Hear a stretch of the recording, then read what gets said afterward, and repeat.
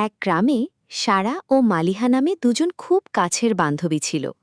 সারা ছিল একটু সচ্ছল পরিবারের, আর মালিহা চলত খুব সাদাসিধেভাবে। তাদের স্বপ্ন ছিল তারা এক করে পড়াশোনা শুরু করল। পরীক্ষার আগের দিন রাতে মালিহার বাড়ির একমাত্র প্রদীপটি তেলের অভাবে নিভে গেল। তার কাছে আর তেল কেনার টাকা ছিল না। অন্ধকারে মালিহা যখন চোখের জল ফেলছিল, ঠিক তখন সারা তার জানালা দিয়ে সেটা দেখতে পেল। সারার মনে হলো, আমি যদি মালিহাকে সাহায্য করি তবে হয়তো মালিহা আমার চেয়ে ভালো রেজাল্ট করবে এবং আমি পিছিয়ে পড়ব।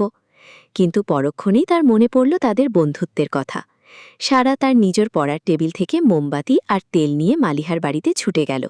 সে মালিহাকে বলল, তোর প্রদীপ নিভেছে তো কি হয়েছে, আমরা এই মোমবাতির আলোতেই আজ একসাথে পড়ব।